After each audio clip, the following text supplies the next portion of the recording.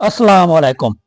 Trailer के आगाज में उस्मान बे जलती हुई झोंपड़ी से बाला खातून की लाश को उठाकर बाहर आ रहे होते हैं और कहते हैं कि मेरा स्याह पहाड़ मेरे सामने गिर गया। ये देखकर उरहान और अलाउद्दीन तेजी से आगे आते हैं। फिर उस्मान साहब कहते हैं कि मेरा साया देने वाला दरख्त कट गया। अगले सीन में उस्मान बे बाला खातून को झूले पर देखते हैं और कहते हैं कि और मेरे सीने में मौजूद मेरा दिल छलनी हो गया। मेरी आंखों की वो रोशनी जो कभी अंधेरों को रोशन करती थी मद्धम हो गई। अगले सीन में अलाउद्दीन बे रो रहे होते हैं और कहते हैं कि वालिदा वालिदा ऐसा मत करें। दूसरी तरफ उरहान बे भी बहुत ज्यादा रो रहे होते हैं। अगले सीन में उस्मान बे गुस्से में और जोर से कहते हैं कि ये किसने किया।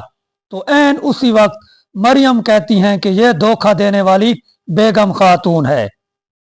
अगले सीन में उस्मान बे तन्हा घोड़े पर सवार होकर घोड़ा दौड़ा रहे होते हैं।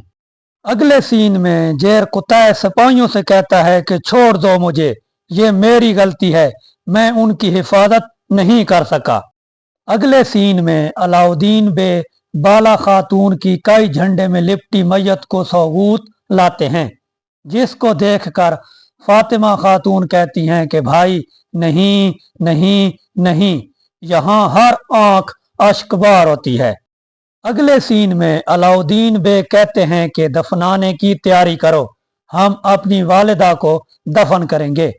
ऐन उसी वक्त उस्मान बे आ जाते हैं और कहते हैं कि हम दफन नहीं करेंगे, अपना कबीला वापस लेने तक हम बाला खातून को दफन नहीं करेंगे।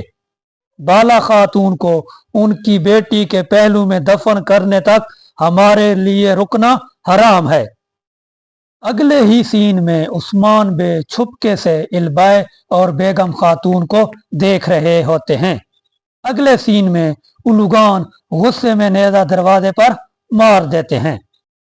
आखिरी सीन में उस्मान बे बाला खातून की मैयत के पास होते हैं और बाला खातून की तलवार उठाकर कहते हैं अब से मैं सिर्फ इंतकाम के लिए जिंदा रहूंगा, अब सिर्फ मेरी तलवार बोलेगी।